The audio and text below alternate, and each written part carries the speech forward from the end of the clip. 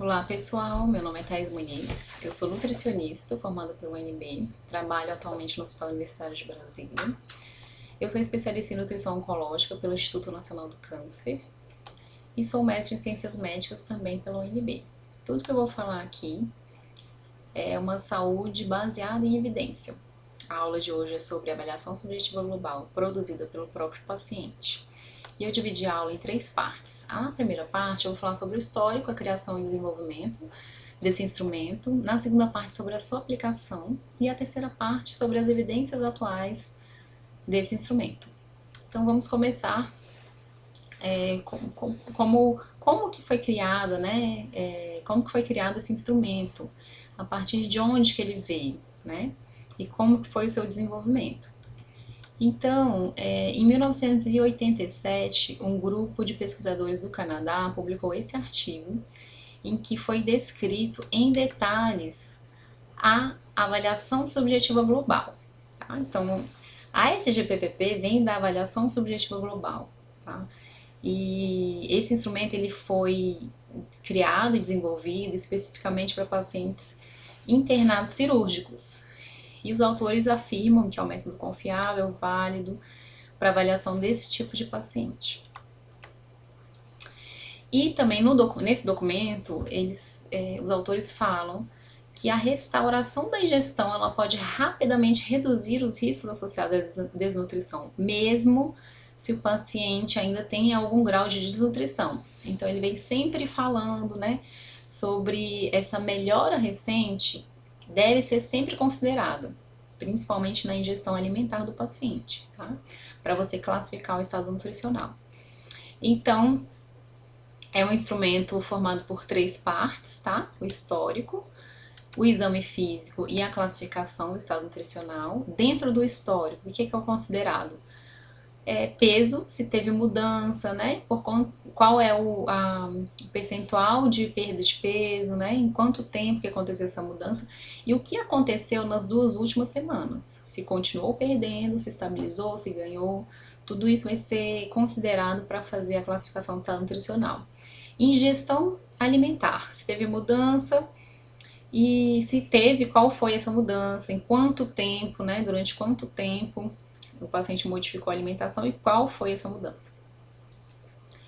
Considera também sintomas, só que é só sintomas gastrointestinais, náusea, vômito, diarreia, anorexia. Capacidade funcional também, se teve alguma disfunção na capacidade funcional, qual é a duração dessa disfunção, qual o tipo. E considera também a demanda metabólica da doença de base. Então, ele vem falando também. Ele dá 3 exemplos de doenças de base que aumentam a demanda metabólica, como infecção, câncer e retocolite ulcerativa em atividade. E a segunda parte se refere ao exame físico, né? Que aí ele classifica em graus de depressão, né? Em normal, leve, moderado e severo, e considera tecido adiposo, tecido muscular, edema de tornozelo, sacral e ascite. E aí vem a classificação do estado nutricional, em bem nutrido, moderadamente desnutrido ou suspeita de desnutrição e severamente desnutrido. Exatamente como é ainda hoje, né, na avaliação subjetiva global produzida pelo próprio paciente. E aí, em 1994, foi publicado num congresso uma proposta de um instrumento específico para pacientes oncológicos. E em 96 foi publicado o artigo, né, desse instrumento. E aí, durante o artigo, os autores vêm argumentando por que é necessário, né, por que era necessário ter um instrumento específico para paciente oncológico. E fala o impacto da perda de peso, ele é reconhecido desde a década de 30, né? Então há muito tempo que já se reconhece a perda de peso como importante. Uma perda maior que 10% está associada a um risco maior de morbimortalidade, independente da doença e do tratamento. E a perda de peso por si só, ela já é um fator prognóstico negativo em pacientes oncológicos. Uma perda maior que 5% nos 6 primeiros meses do diagnóstico reduz significativamente a sobrevida. Isso em 1996, já se sabia tudo isso, tá? E o que o impacto da desnutrição acarreta? Que até hoje é da mesma forma, né? Ela aumenta o tempo de internação do paciente, aumenta a frequência de rehospitalização, porque o paciente ele fica com um sistema imunológico comprometido, ele tem um risco maior de infectar, né, de abrir lesão por pressão, aumenta o custo do cuidado, aumenta a taxa de complicação, aumenta o risco de morte do paciente. E aí, um instrumento de avaliação nutricional em oncologia, ele deve ser como? Deve ser fácil de usar, deve ser rápido, né? Ele deve ter um baixo custo, ele deve ser reprodutível em diversas condições. Então, não só no paciente internado, como foi a ASG, como também, né, além da internação, ambulatório, clínicas, home care, né, que são cuidados hospitalares na casa do paciente, e o hospice, que é um ambiente todo preparado para cuidar dos pacientes em cuidados paliativos. Deve ter uma baixa variabilidade interobservador, deve ser capaz de predizer também quais pacientes necessitam, neste momento, de uma intervenção nutricional.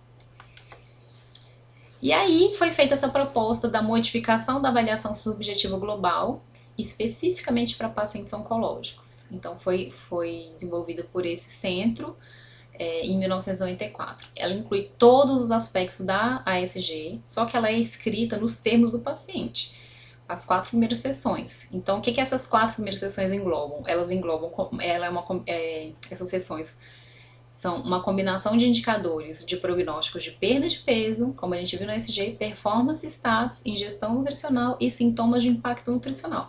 O que mudou aqui foram os sintomas, né, que foram incluídos sintomas que a gente sabe que o câncer provoca e que o tratamento oncológico também pode provocar.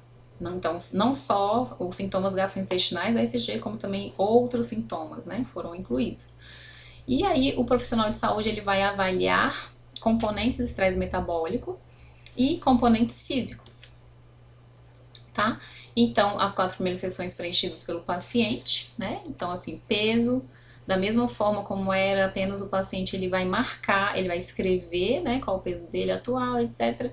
E ele vai marcar com um xizinho se nas 2 últimas semanas se continuou diminuindo, se não mudou, se está aumentando. A ingestão também ele vai marcar se teve mudança ou não, e aí se teve mudança, qual foi essa mudança, tá? Sintomas, foram incluídos vários outros sintomas, como dor, que não tinha, né? Como constipação também, que não tinha, e outros também que impactam na ingestão.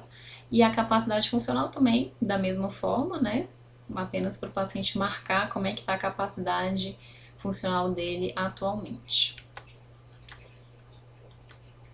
E aí depois vem essa parte do estresse metabólico, para o profissional preencher, né? Qual o diagnóstico e a demanda metabólica, se tem algum estresse, se é leve, se é moderado, se é alto, né? E o exame físico do paciente, da mesma forma como era na ESG, e a classificação do estado nutricional, da mesma forma como era na ESG.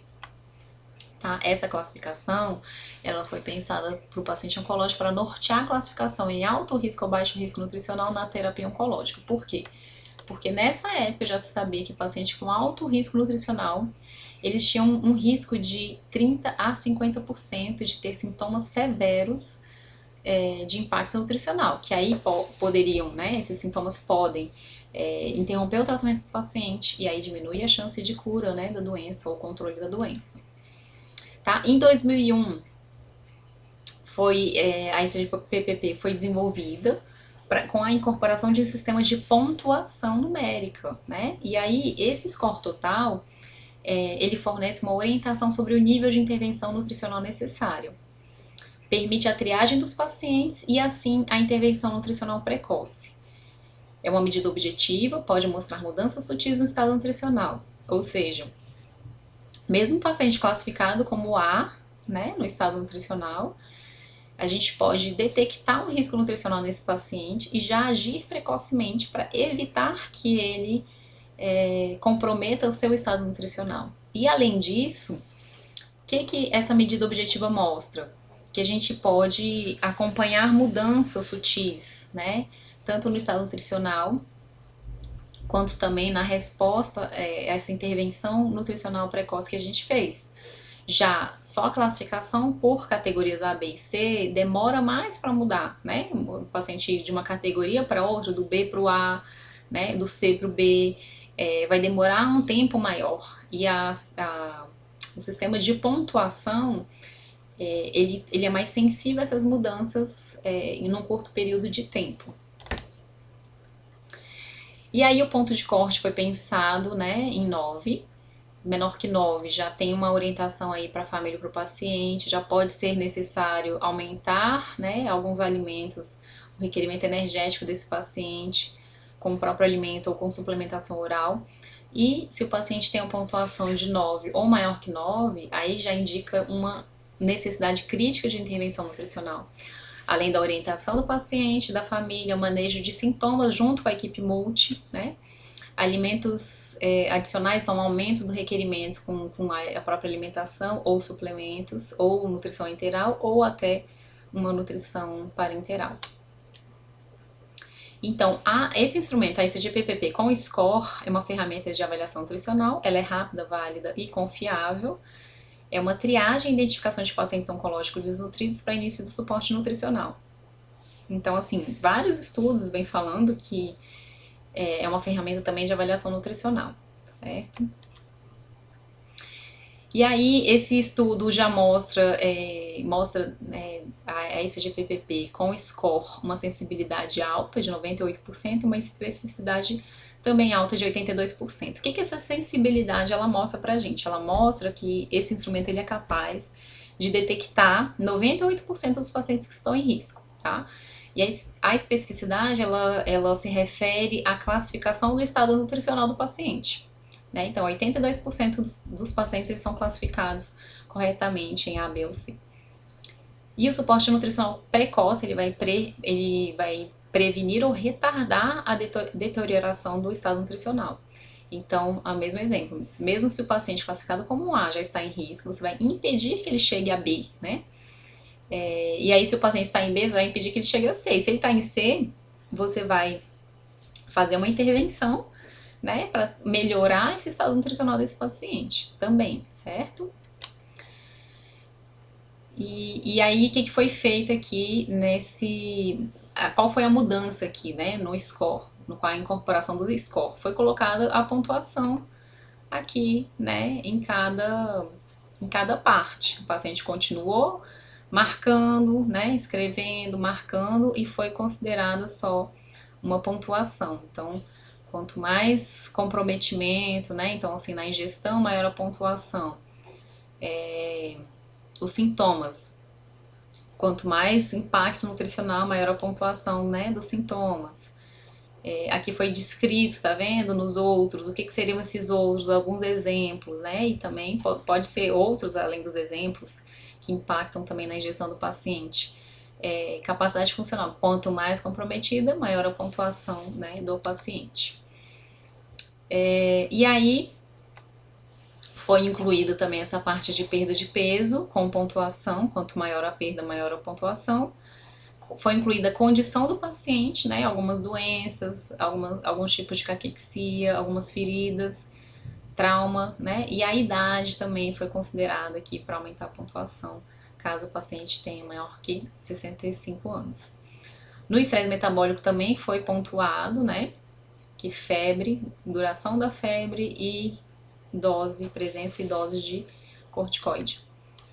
No exame físico também foi considerada aqui a pontuação, né, como uma avaliação global, e foi descrita cada categoria, o que significa, o que é A, quem que é A? Quem tem essas características aqui, e assim vai. E aí, em 2010, foi feita a validação, né, da ECG-PPP com SCORE para o português aqui no Brasil. Então, foi uma validação para o português, ela foi preditiva, objetiva e capaz de predizer um prognóstico negativo para o paciente. Foi considerado um método de rastreamento e avaliação nutricional preferencial em pacientes oncológicos, e os autores colocaram como limitação e dificuldade do paciente em recordar o peso. E os autores viram que essa limitação está fortemente associada às condições socioeconômicas do paciente. A gente vê isso também na prática clínica.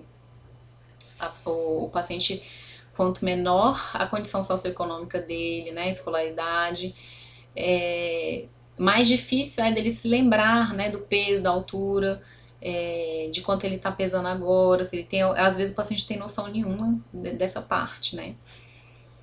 E também eu coloco como uma outra limitação o paciente às vezes conseguir preencher essas 4 primeiras sessões, né? Então nem sempre é possível o paciente preencher essas 4 primeiras sessões. E quando o paciente não consegue preencher, a gente, se ele tiver acompanhante que seja capaz de preencher, o acompanhante preenche. E se não for possível, aí o profissional de saúde tem que preencher, lendo exatamente o que está escrito ali para não induzir nenhuma resposta.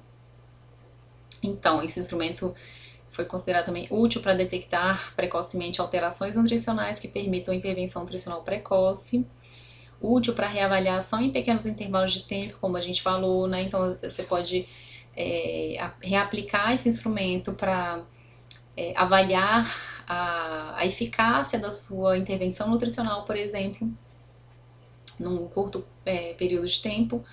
A sua validação prognóstica comprova sua utilidade também como instrumento para identificar pacientes em maior risco para mortalidade. Então, desde 2010, na sua validação já era colocado como também um índice prognóstico para mortalidade.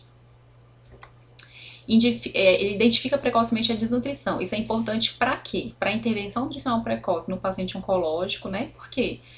Porque a gente sabe que o paciente oncológico bem nutrido, né, com tecido muscular preservado, ele vai ter uma chance menor de ter efeitos colaterais do tratamento e ele vai ter uma melhor resposta ao tratamento, ou seja, ele vai tolerar melhor o tratamento e com isso vai evitar a caquexia do câncer, né? Como é que a gente evita a caquexia do câncer?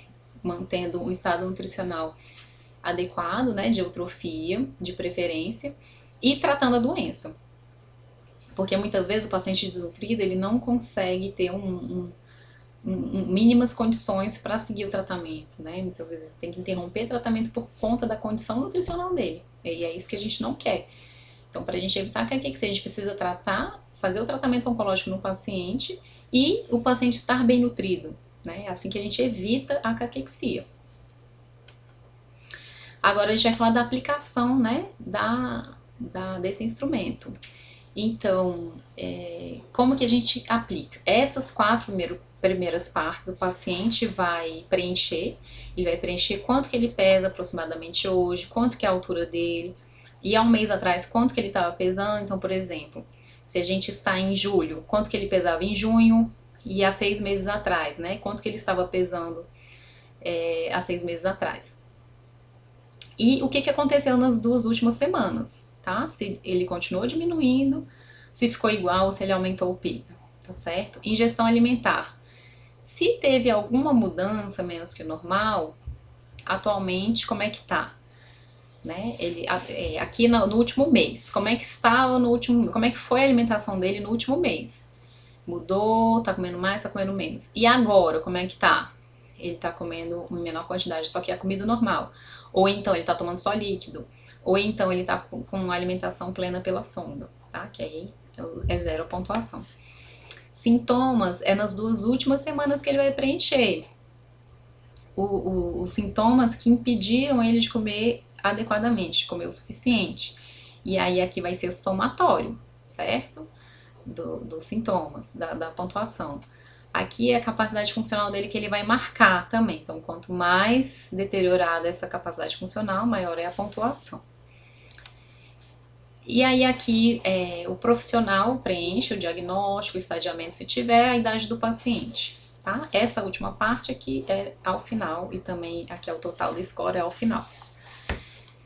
E aí no verso do instrumento tem o score de perda de peso. Então, o profissional vai calcular, preferencialmente no último mês, tá? Se tiver informação de quanto era o peso dele no último mês, eu vou fazer esse cálculo da perda ponderal, do peso atual que ele colocou lá, em relação ao peso há um mês, quanto que estava. E aí, vamos supor que o paciente pesava 80 quilos e agora ele pesa 70. Aí eu vou calcular, ele teve uma perda de peso de 10 quilos. Eu vou calcular essa perda de peso, que vai dar 12,5% em um mês. Aí vai ter 4 pontos. E ele marcou aqui, vamos supor que ele continuou diminuindo o peso nas últimas semanas. Então lá são 4 pontos, eu vou somar com esse 1, que vai dar 5 pontos, tá? Se por um acaso ele teve essa mesma perda de peso, mas colocou aqui que nas 2 últimas semanas ficou igual, eu vou só colocar os 4 pontos daqui, né, que foi mais de 10%, foi 12,5%. Eu vou colocar os 4 pontos daqui nessa caixinha aqui, tá certo? E aí, a ingestão alimentar, vamos supor que ele diminuiu, tá comendo menos no último mês, e atualmente ele tá só com líquido. Aí eu vou somar 3 com 1, 4. E nos sintomas, vamos supor que ele teve náusea, teve vômito, já deu 4. E tá com dor também, né? Que são 3 pontos, já deu 7. Então aqui eu já coloquei 7, tá? E aqui vamos supor que ele não tá se sentindo bem para a maioria das coisas, mas ele fica deitado ou sentado menos da metade do dia, 2. Então eu vou colocar 2 aqui, tá certo? Continuando, critério de pontuação para a condição. Vamos supor que ele tem câncer e ele tem uma úlcera por pressão sacral. Então, vou somar 1 com 2. 1 com 1, né? 2. Vai dar 2. Se ele tiver idade maior que 65 anos, eu vou somar mais 1.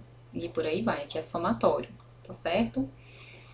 Aqui é a pontuação do estresse metabólico, é um somatório. Eu vou considerar a febre, se ele tem, vou considerar a duração de febre e corticoide, tá certo? Então, eu vou somar, se ele tem febre, se ele tem uma febre de 38 graus por menos de 3 dias, ele tem um estresse baixo para febre. E aí, vamos supor que ele está tomando 15 miligramas de prednisona, ele tem um estresse moderado para corticoide. Então, eu vou somar 1 com 2, então vai ser 3. Se por acaso o paciente está tomando outro corticoide, eu vou fazer a conversão do outro corticoide para a prednisona. Coloquei um exemplo aqui. É muito comum o paciente oncológico ele tomar dexametasona pré-quimioterapia e após também. E aí eu já coloquei aqui, né, algumas doses de dexa e a conversão para prednisona. Então a dexa ela é mais potente que a prednisona. Então, se o paciente está tomando a partir de 5 miligramas de dexametasona, ele já está no estresse alto aqui, maior que 30 miligramas de prednisona, tá? Isso pode ser feito para qualquer corticoide, essa conversão, né? A gente pode, no Google mesmo, colocar lá a calculadora de conversão de corticoide que vai aparecer e a gente faz rapidamente essa conversão, tá certo?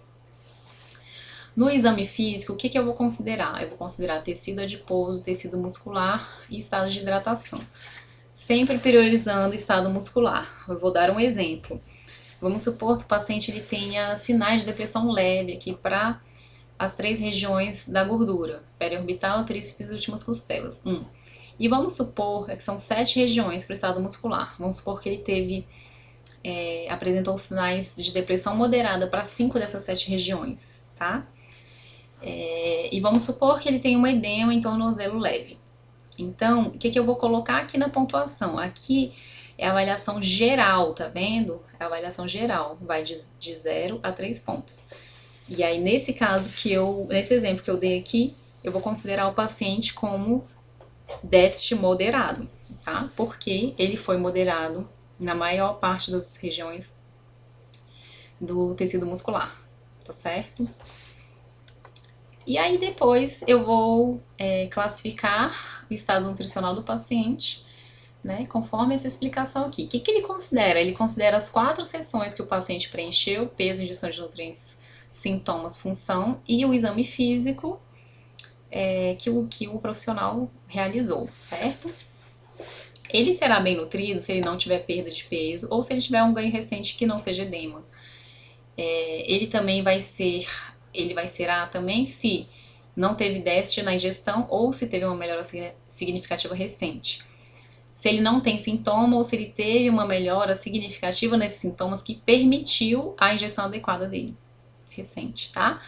Se ele não tem déficit de função de performance status ou teve uma melhora significativa, e no exame físico ele não teve déficit, ou ele tem um déficit crônico, só que ele teve uma melhora clínica recente, tá? No B, aqui já tem uma perda de peso, né, de 5% em um mês ou 10% em 6 meses, ou então ele não teve nenhuma estabilização do peso, nem ganho, ele continuou perdendo, tá certo? Teve uma diminuição definitiva na ingestão, tem presença de sintomas de impacto nutricional que atrapalham ele a se alimentar, e tem um déficit funcional moderado ou uma piora recente, e tem evidência, né, de perda de leve a moderada de gordura ou de massa muscular, tá certo? Qual que é a diferença para o C? Então, aqui ele coloca a mesma perda, né? Não teve estabilização. Qual que é a diferença? Na ingestão, déficit grave, e também na capacidade funcional, né? Grave, e uma piora recente significativa, e aqui também na evidência de peso, né? Então, ele tem sinais explícitos de perda de tecido muscular e adiposo, tá? Então, o paciente desnutrido grave, a gente não tem nem dúvida, né? Então, ele tem sinais de depressão grave, tá? Então, essas são as diferenças, né? Do C para o B, ingestão, exame físico e capacidade funcional. E o que a gente tem de evidências atuais da SGPPP? Então, em 2013 foi feita a validação da versão reduzida da SGPPP em pacientes com câncer. O que é essa avaliação, essa versão reduzida? São apenas as 4 primeiras sessões que são preenchidas pelo paciente, tá? Porque foi pensada, preenchida pelo paciente, né, a SGPPP versão completa? Porque enquanto o paciente esperava o profissional de saúde atender, ele já ia preenchendo, né? E aí, essa versão reduzida vem justamente com essa proposta de aumentar a rapidez da aplicação do instrumento. O próprio paciente preenche, e aí você já tem, né, algum tipo de triagem ali. Os autores propuseram aqui um ponto de corte menor, né, maior ou igual a 6, e verificaram que esse ponto de corte teve uma sensibilidade alta e uma boa especificidade também. E teve uma correlação forte e significativa com a versão completa da SGPPP. Forte, ó, muito próximo de 1, né, 0,98, e um p-valor estatístico menor que 0,05. E depois, então esse estudo, essa validação foi feita para pacientes ambulatoriais com câncer. Depois, em 2016, foi feita esse estudo com pacientes também ambulatoriais em quimioterapia especificamente. Só que foi ele teve um número maior de pacientes, foram 300 pacientes, enquanto que o outro teve 90. E aí ele propõe, né, no texto um score mais baixo, mas não bate o martelo em nada, né? Ele propõe um pouco mais baixo para conseguir detectar todos os pacientes. E em 2020, agora, teve a publicação desse artigo que fez essa aplicação dessa versão reduzida da SGPPP em pacientes internados com câncer de cabeça e pescoço. Então, essa versão reduzida também já foi aplicada, né, em pacientes internados e ambulatoriais. Então, é um instrumento que também pode ser utilizado. Esse outro estudo, de 2017, ele mostra a relação entre a SGPPP e a sobrevida em pacientes sem cuidados paliativos. Então, olha que interessante. Ele mostra, então, quanto mais comprometido o estado nutricional do paciente, menor a sobrevida. E pacientes em risco nutricional também têm uma sobrevida menor, né? Sintomas causados pela evolução da doença estão diretamente relacionados com a capacidade funcional do paciente prognóstico. Então, a SGPPP tem várias funções, né, aí, várias utilidades. E o estado nutricional de pacientes em cuidados paliativos tem uma grande influência na qualidade de vida e sobrevida, né? O que são os cuidados paliativos? O paciente em cuidados paliativos são aqueles pacientes que não têm mais a chance de cura da doença.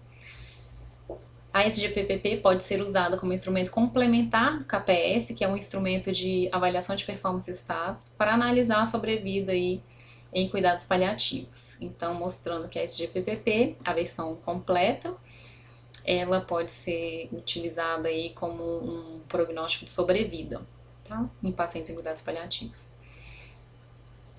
Aí veio esse estudo de 2017 aqui do mesmo autor que publicou, né, pela primeira vez a SGPPP, vem falando do estado de avaliação nutricional no câncer, né, o papel da ASGPPP. Olha que interessante. Fala que é um instrumento 4 em 1. Ele tria o paciente, ele avalia o paciente, ele faz uma triagem intervencionista também, por já apontar, né, a necessidade de uma intervenção nutricional precoce, e também é um instrumento para monitorar o sucesso da intervenção. Então, lembra, o sistema de pontuação de score, ele é capaz de detectar mudanças sutis em um curto intervalo de tempo. Então, você pode testar, né, então, fez uma intervenção nutricional e reavaliar, reaplicando esse instrumento, para ver se houve diferença, né, na pontuação daquele paciente. Aí você vai monitorar aí o sucesso da sua intervenção. Esse instrumento também inclui a intervenção nutricional, farmacológica, né, no manejo dos sintomas, por exemplo, exercício físico, intervenção para facilitar a identificação proativa, prevenção e tratamento da desnutrição em pacientes em risco. Né? Então, se a gente consegue detectar o risco, ou até mesmo já a desnutrição, que o paciente desnutrido também está em risco nutricional, e a gente faz a intervenção nutricional, faz essa interação com a equipe multi, né, para a gente conseguir alimentar o paciente adequadamente, manejar os sintomas, introduzir aí um exercício físico para a gente melhorar o tecido muscular desse paciente. A gente vai estar contribuindo para o paciente não interromper tratamento, para ele ter menos sintomas no tratamento e para ele ter uma resposta melhor ao tratamento oncológico. Vários estudos, né, esse artigo de 2017 vem falando que vários estudos confirmam consistentemente a alta sensibilidade, a alta especificidade da SGPPP e a habilidade em predizer os efeitos adversos e a melhora dos resultados da intervenção.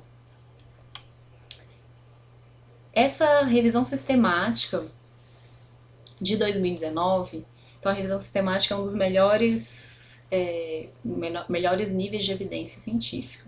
Ela vem falando dos instrumentos de triagem nutricional usados e validados para pacientes oncológicos. E vamos ver o que de 2019. Vamos ver o que ela mostra pra gente, né? A ESPE, que é uma organização europeia, o guideline de 2017 ele não mostra consenso, né, para a triagem em pacientes oncológicos. Já a ASPEN, que é americana, ela aponta a NRS 2002 para pré-operatório. Então, ela bate o martelo só para pré-operatório, tá? Inclusive câncer. E essas duas organizações, né, a The Oncology Nutrition Dietetic Practice Group, da American Diet Association, e o Guideline do Reino Unido, eles recomendam a SGPPP para triar pacientes com câncer. O que o Brasil fala? Né? O Consenso Nacional de Nutrição Oncológica, publicada pelo INCA, o que ele fala? Que pacientes adultos críticos oncológicos, pacientes idosos oncológicos e pacientes oncológicos ambulatoriais recomenda o uso da SGPPP. Também pode usar outros, mas a SGPPP está aqui nessas 3 categorias de adultos que ele coloca. E aí, vários estudos, né, os estudos que essa revisão sistemática analisou, tinha ambos os gêneros, tinha paciente adulto, tinha paciente idoso, tinha paciente internado, tinha paciente ambulatorial, tinham diferentes modalidades de tratamento, de quimioterapia, de radioterapia, de hormonioterapia. E aí, o instrumento mais utilizado pelos estudos como método de referência para paciente oncológico foi a SGPPP. E o instrumento com melhor valor de sensibilidade, especificidade e valores preditivos também foi a SGPPP. Então, é um instrumento muito estudado pela literatura, né, recomendado, tá, por diversos países para pacientes com câncer. Né, é um instrumento que se destaca entre os demais, Então, muitos estudos comparam ele com a ESG, comparam com a NRS, comparam com vários outros instrumentos de triagem, e ele realmente se destaca entre os outros, né? Então, a gente pode usar aí com tranquilidade ele, que ele é um bom instrumento para a gente triar os pacientes oncológicos, né? No hospital universitário a gente usa desde 2014, a gente usa nos pacientes no acolhimento, que é o momento que eles entram no serviço de oncologia, e a gente vê que realmente a intervenção nutricional precoce faz muita diferença aí no andamento, né, do tratamento desse paciente. Aqui estão as referências, né, eu usei cerca de 10 referências aqui para poder elaborar essa aula, né, os artigos originais de criação, de desenvolvimento aí do instrumento.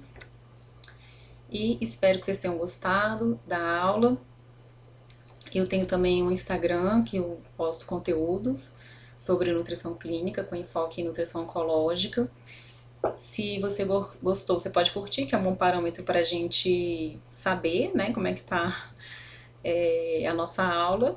E você pode também comentar para poder a gente saber o que você achou, se você tem alguma proposta de novas aulas, tá certo? Um abraço.